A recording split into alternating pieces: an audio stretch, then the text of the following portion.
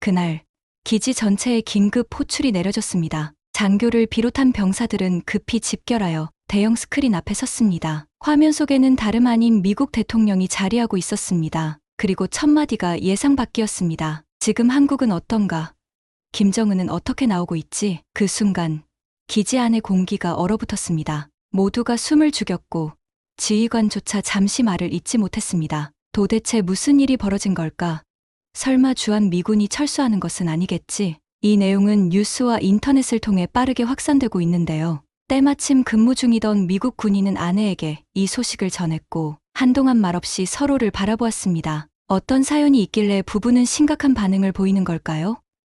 그 사연이 궁금합니다. 안녕하세요. 저는 미군 육군 소속 에릭 존슨입니다. 지금은 미국 본토에서 복무 중에 있지만 제 마음은 아직도 한국에 있습니다. 트럼프 대통령 취임 이후 주한미군 철수 가능성과 방위비 분담금 문제가 연일 뉴스에서 다뤄지며 분위기가 심상치 않았습니다. 그 논란 속에서 처음 한국 발령을 받고 준비하던 순간들이 머릿속을 스쳐 지나갔습니다. 이전 부대는 전형적인 시골에 위치해 있었습니다. 미군 부대 대부분이 그렇듯 기지 밖으로 나가려면 차가 필수였습니다. 마트, 병원, 교육시설, 심지어 단순한 외출조차 차 없이는 불가능했죠. 하지만 그보다 더 큰 문제는 치안이었습니다. 미국이지만 거리는 위험했습니다. 밤이면 총성이 울리는 일도 드물지 않았고 강도 사건도 심심치 않게 벌어졌습니다. 그런 환경에서 아내 혼자 외출하는 것은 상상도 할 수 없었습니다. 차라리 한국이 낫겠어. 부대 발령이 결정되었을 때 아내는 그렇게 말했습니다. 한국에 가면 이 모든 문제가 해결될 거라는 생각에 우리는 새로운 환경에서의 생활을 기대하기 시작했습니다. 그러나 기대만큼이나 준비할 것도 많았습니다. 비자 문제, 거주지 계약, 생활용품 정리, 하나부터 10까지 알아볼 것이 산더미였습니다. 특히 군인 가족을 위한 시설이 한국에 얼마나 잘 갖춰져 있는지, 현지에서 생활하는데 어려움은 없는지를 집중적으로 조사했습니다. 한국은 인터넷이 빠르다던데 현지 정보를 찾아보자. 아내와 함께 한국에 대한 정보를 찾아보며 우리가 살아갈 환경을 미리 익혀나갔습니다. 한국 기지 내 가족용 숙소, 주변 편의시설, 마트, 병원 위치까지 하나하나 체크하면서 생소한 땅에서 최대한 불편하지 않게 적응할 방법을 고민했습니다. 부대에서 한국 발령이 확정되었다고 가족에 이야기했을 때 아버지는 씩 웃으며 제 어깨를 두드렸습니다. 잘됐다, 에릭. 국제 무대에서 경험을 쌓을 수 있는 기회야. 자랑스럽구나. 아버지는 군 경력이 있는 분이셨고 저희 군 생활을 항상 긍정적으로 바라보셨습니다. 특히 해외 근무 경험이 장기적으로 큰 자산이 될 거라며 기뻐하셨죠. 그러나 어머니의 반응은 달랐습니다. 한국이라니, 북한이 바로 위에 있는 나라잖니, 괜찮겠어? 어머니는 뉴스를 자주 보셨고 한국의 정치적, 군사적 상황에 대해 불안감을 가지고 계셨습니다. 미군 철수 얘기도 나오던데 그렇게 되면 한국이 위험해지는 거 아니야? 그런 말이 나올 법도 했습니다. 주한 미군 철수 가능성은 여전히 뜨거운 감자였거든요. 괜찮아요, 엄마. 평택 기지는 아시아에서 가장 큰 미군 기지고 철수 가능성은 아직 논의 단계일 뿐이에요. 저는 최대한 어머니를 안심시키려 했습니다. 하지만 여전히 어머니의 얼굴에는 걱정이 가득했습니다. 그럼 에이미는 어떻게 생각한대? 우린 둘 다 오히려 좋아하고 있어요. 미국에서보다 생활이 편할 거라고 하더라고요. 어머니는 한숨을 내쉬며 고개를 끄덕였습니다. 그래도 몸 조심해야 해. 너도, 에이미도. 그렇게 우리는 부모님의 응원을 받으며 한국행을 준비했습니다. 그렇게 저희 부부는 드디어 한국 땅을 밟았습니다. 아내와 저는 인천국제공항에 도착하자마자 연신 감탄사를 내뱉었습니다. 넓고 현대적인 터미널, 자동화 시스템이 완비된 출입국 심사대, 그리고 깔끔하게 정돈된 공항 내부까지 우리가 예상했던 것보다 훨씬 발전된 모습이었습니다. 미국의 공항들은 규모는 크지만 낡고 혼잡한 곳이 많았기에 한국의 공항은 그야말로 미래 도시 같아 보였습니다. 도로는 깨끗했고 고속도로 양옆으로 늘어선 높은 아파트들은 마치 미래 도시처럼 보였습니다. 미국에서 한국에 대한 정보를 찾아보며 준비했다고 생각했지만 실제로 마주한 한국은 우리가 상상한 모습과 전혀 달랐습니다. 평택 기지 숙소에 도착해서 짐을 풀고 주변을 둘러보기 시작했습니다. 처음 며칠은 시차 적응도 힘들고 모든 것이 낯설어 적응하는데 애를 먹었죠. 하지만 기지에서 근무하시는 한국인 직원분들이 적극적으로 도와주셨습니다. 마트에서 장 보는 법부터 한국의 대중교통 시스템, 심지어 모바일 앱으로 택시를 부르는 방법까지 하나하나 친절하게 알려주셨습니다. 특히 한 직원분은 직접 우리를 데리고 나가서 시장에서 필요한 물건을 사도록 도와주셨고, 한국의 식재료와 음식 문화에 대해서도 설명해 주기까지 했어요. 그렇게 하나씩 배워가며 한국 생활에 적응해 나갔습니다. 첫 주말, 아내와 저는 기지 밖으로 나가서 현지 음식을 먹어보기로 했습니다. 그동안 인터넷으로 한국 음식에 대해 알아봤지만 직접 경험해보는 것은 또 다른 일이었죠. 우리는 작은 식당에 들어가 김치찌개와 삼겹살을 주문했습니다. 그리고 첫 숟가락을 뜨자마자 완전히 매료되었습니다. 이 국물 맛봐. 정말 맛있어. 특히 반찬이 다양하게 제공되는 점이 인상적이었습니다. 미국에서는 메인 요리 하나에 간단한 사이드 음식이 나오는 게 일반적이지만 한국에서는 작은 접시마다 나오는 다양한 반찬들이 식탁을 가득 채웠습니다. 특히 이게 다 무료라는 거예요.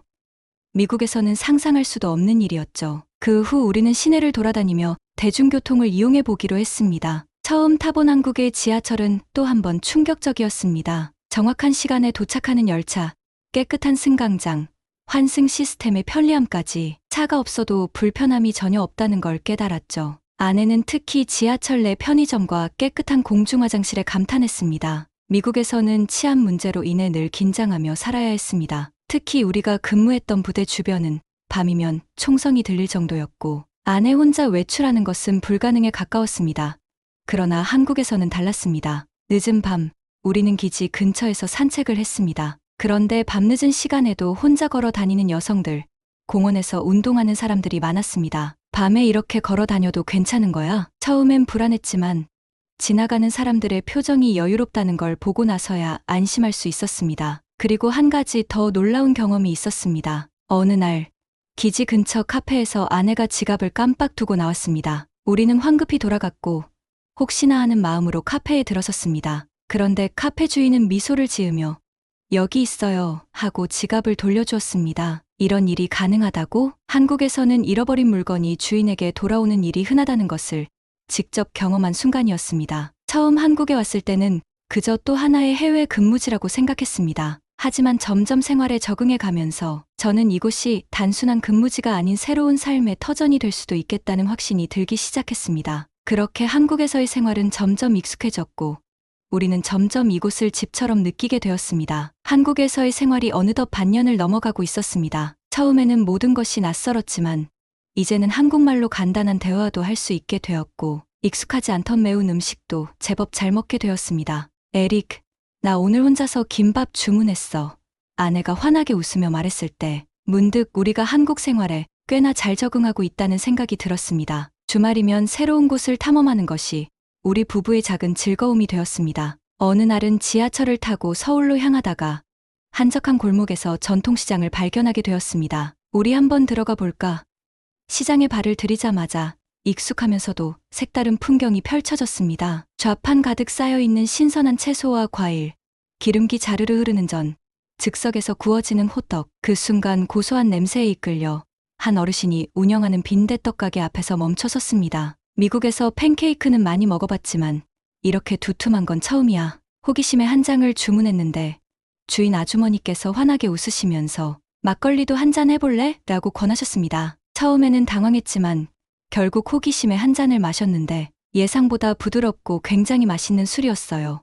결국 한 잔 더 마셔버렸습니다. 그날 우리는 시장 구석구석을 구경하며 한국의 정을 제대로 느끼는 하루를 보냈습니다. 그 후 시장을 다시 찾았을 때 낯익은 얼굴이 저희를 반갑게 맞아주었습니다. 미국 친구들 또 왔구먼.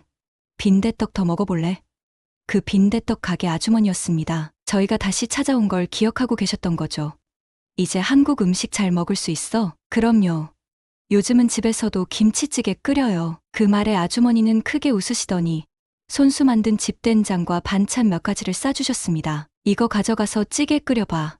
한국에서 오래 사는 거지? 저희 부부는 감동해서 몇 번이고 감사 인사를 드렸습니다. 낯선 나라에서 이런 따뜻한 환대를 받을 줄은 몰랐거든요. 그러던 어느 날 기지에서 친해진 한국인 군인 최중사가 명절 연휴에 집으로 초대해 주었습니다. 에릭, 한국 명절 음식 한번 제대로 맛보러 와요. 호기심이 가득한 우리는 기쁜 마음으로 초대를 받아들였고 명절 당일 최중사의 집을 찾았습니다. 그곳에서 본 것은 한상 가득 차려진 한국식 명절 음식들이었습니다. 잡채, 갈비찜, 나물 반찬, 그리고 각종 전들이 거의 테이블을 덮을 정도로 푸짐하게 차려져 있었습니다. 이게 다 명절 음식이에요? 그래요.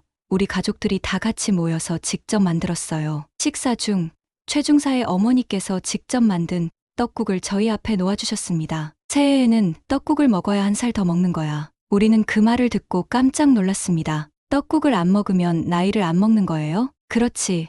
그러니까 에릭 오늘 떡국 안 먹으면 올해 나이 그대로야. 모두가 웃음을 터뜨리며 배꼽을 잡고 웃었습니다. 저희도 신기한 한국 문화를 경험하며 따뜻한 가족의 정을 느낄 수 있었습니다. 한국에서의 생활이 익숙해지면서 소소한 일상 속에서도 많은 감동을 받게 되었습니다. 처음에는 한국의 배달 문화가 가장 충격적이었습니다. 미국에서는 피자나 패스트푸드 외에는 배달이 흔하지 않았는데 한국에서는 치킨, 한식, 심지어 커피까지도 배달이 가능했습니다. 특히 비 오는 날 치킨과 맥주를 시켜 먹는 문화를 처음 경험했을 때 아내와 저는 완전히 빠져버렸죠. 이게 바로 한국에서 말하는 치맥인가?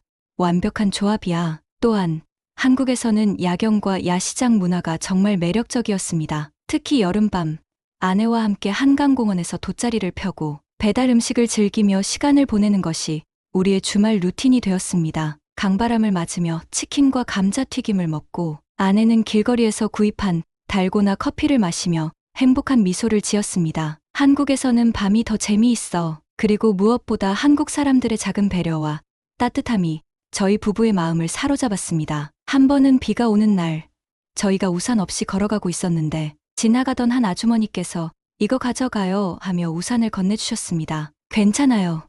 저희 기지에 금방 가요. 하지만 아주머니는 나도 집이 바로 여기야.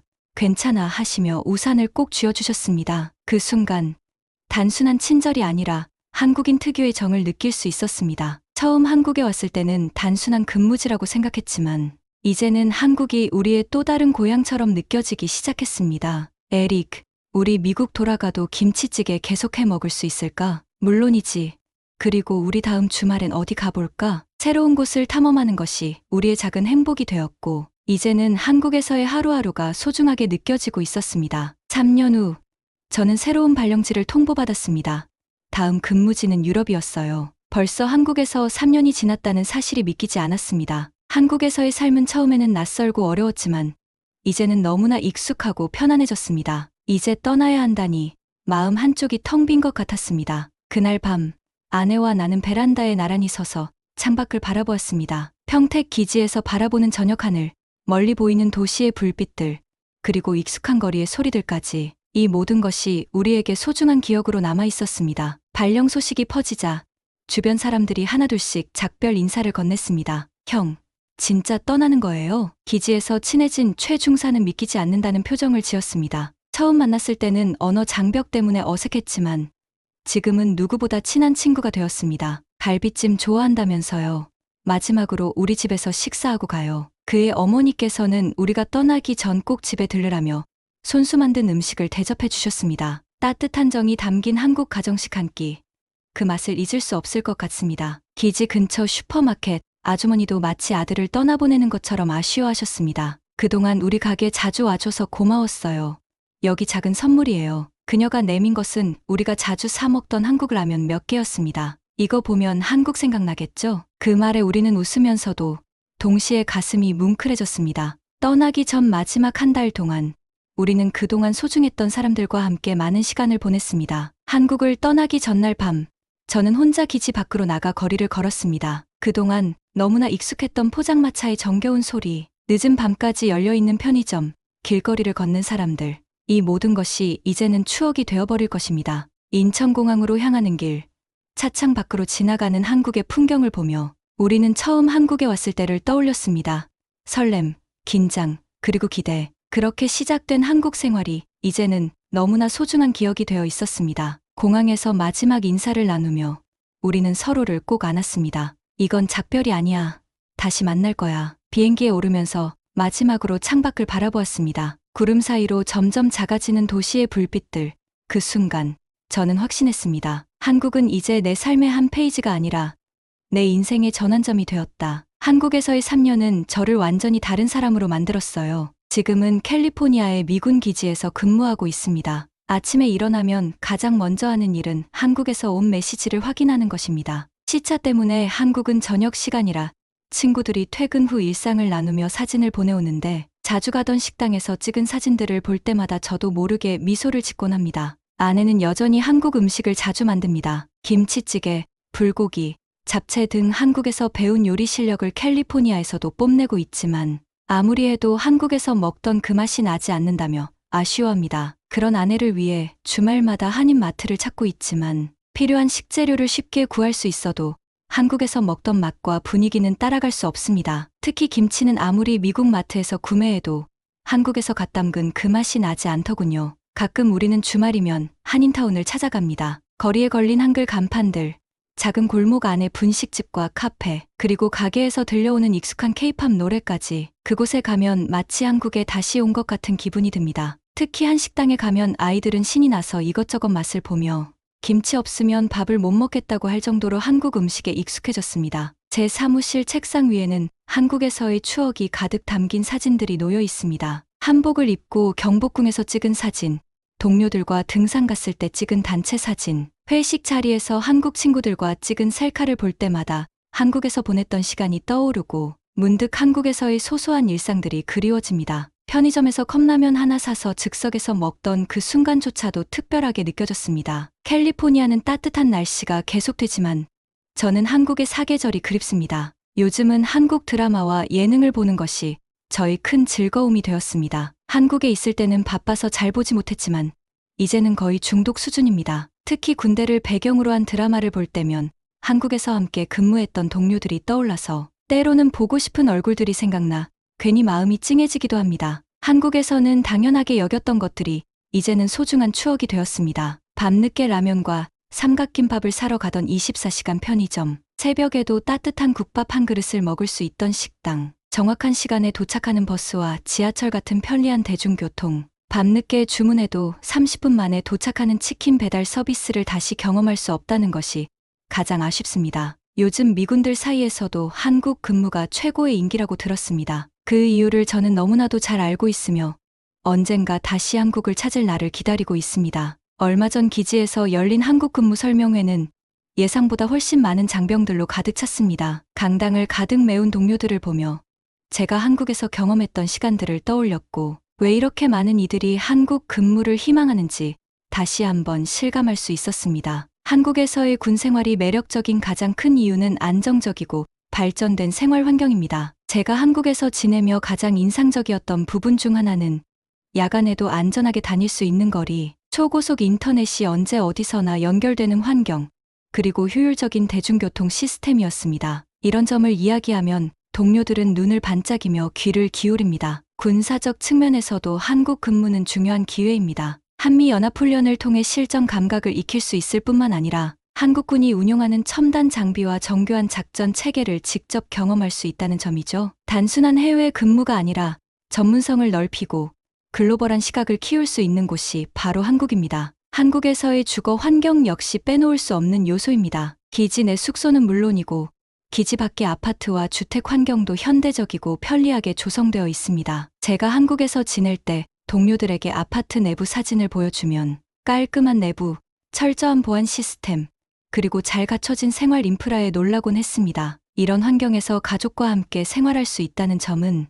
한국 근무를 희망하는 장병들에게 큰 장점으로 다가옵니다. 또한 의료 시스템 역시 한국 근무를 선호하는 이유 중 하나입니다. 한국의 의료 기술은 세계적으로 인정받고 있으며 병원 접근성이 뛰어나 어디서든 신속한 진료를 받을 수 있습니다. 저 역시 한국에서 몇 차례 진료를 받으며 신속한 예약 시스템과 의료진의 높은 전문성에 감탄한 적이 많았습니다. 가족과 함께 해외 근무를 할 때 의료 서비스의 질은 매우 중요한 요소인데 한국에서는 이 부분에 대한 걱정이 크게 줄어듭니다. 한국어를 배우는 것 역시 또 하나의 장점으로 떠오르고 있습니다. 한국어가 향후 글로벌 시장에서 경쟁력을 갖출 수 있는 중요한 스킬로 인식되기 시작했습니다. 기지 내의 한국어 수업도 수강 신청이 빠르게 마감될 정도로 인기가 높아지고 있습니다. 자녀 교육 환경 역시 많은 군인 가족들에게 중요한 요소입니다. 한국의 교육 시스템은 높은 수준을 유지하고 있으며 기지 내 학교에서도 우수한 커리큘럼을 제공하고 있어 자녀들에게 좋은 학습 환경을 마련해 줄 수 있다는 점이 장점으로 작용합니다. 놀라운 점은 단순히 한국에서 몇 년 동안 근무하는 것이 아니라 아예 한국에 정착하고 싶어하는 장병들이 점점 늘어나고 있다는 것입니다. 많은 동료들이 한국에서의 생활을 경험하고 난 후 단순한 근무지가 아닌 새로운 삶의 터전으로 삼고 싶다는 생각을 하게 됩니다. 저 역시 한국에서 보낸 시간이 단순한 근무 기간이 아니라 제 삶의 중요한 전환점이 되었다고 확신합니다. 그리고 언젠가 다시 한국을 찾을 날을 기대하고 있습니다. 얼마 전 기지에서 열린 간담회에서 뜻밖의 이야기를 들었습니다. 한국에서 복무한 경험이 있는 군인들 중 많은 이들이 전역 후 한국 정착을 고려하고 있다는 것이었습니다. 단순한 근무지로만 여겼던 한국이 이제는 미래를 설계할 수 있는 장소로 변하고 있었습니다. 처음 한국에 왔을 때는 단순한 해외 파병 경험일 뿐이라 생각했지만 이제는 한국에서의 생활이 내 인생의 중요한 갈림길이 될 수도 있다는 생각이 들었습니다. 예전에는 전역 후 미군 출신들이 대부분 미국으로 돌아가거나 관련 업종에 취업하는 것이 일반적이었습니다. 그러나 최근에는 군인들이 한국에서 새로운 직업과 가능성을 찾고자 하는 움직임을 보이고 있습니다. 기지에서 만난 한 동료는 이미 한국 회사에 취업을 준비 중이었습니다. 그는 한국의 빠른 디지털 전환과 기술 발전이 세계적으로도 경쟁력이 있다며 여기서 커리어를 쌓는 것이 글로벌 시장에서 강점이 될 것 같다고 말했습니다. 또 다른 동료는 한국에서 영어 교육 관련 기업에 취업할 계획을 세우고 있었습니다. 한국에서는 외국인 영어 강사에 대한 수요가 지속적으로 증가하고 있으며 특히 어린이부터 성인까지 폭넓은 교육 기회가 존재한다는 점이 매력적이라고 했습니다. 아내는 여전히 한국에서의 경험을 소중히 여기며 주말마다 한식을 요리하고 한국 뉴스와 드라마를 챙겨보며 그리움을 달래고 있습니다. 아이들은 한국 문화를 접할수록 더욱 흥미를 보이며 우리도 한국에서 학교 다녀보고 싶어라고 말하곤 합니다. 아이들의 관심이 단순한 호기심이 아니라 실제 생활에 대한 기대감으로 바뀌는 것을 보며 저 역시 앞으로의 방향을 다시 고민하게 되었습니다. 한국에서의 삶을 현실로 만드는 과정이 쉽지만은 않습니다. 언어 장벽을 극복해야 하고 새로운 사회 시스템에도 적응해야 하며 법적 절차를 거쳐야 합니다. 하지만 이런 도전들이 오히려 하나의 목표로 다가온다는 점이 신기합니다. 저는 매일 한국어를 공부하며 한국의 문화와 사회적 흐름을 더 깊이 이해하려 노력하고 있습니다. 이제 한국은 새로운 미래를 설계할 수 있는 가능성이 있는 곳으로 여겨지고 있습니다. 한국에서의 시간은 저에게 단순한 군복무 이상의 의미를 주었으며 이 인연이 앞으로도 계속 이어지길 기대하고 있습니다. 이제 한국을 향한 저의 배움은 이제 막 시작되었습니다. 오늘의 사연은 여기까지입니다. 긴 영상 시청해주셔서 감사합니다. 끝까지 시청해주신 모든 분들 고맙습니다. 더 좋은 영상으로 찾아뵐게요. 지금까지 TV 감동 스토리였습니다.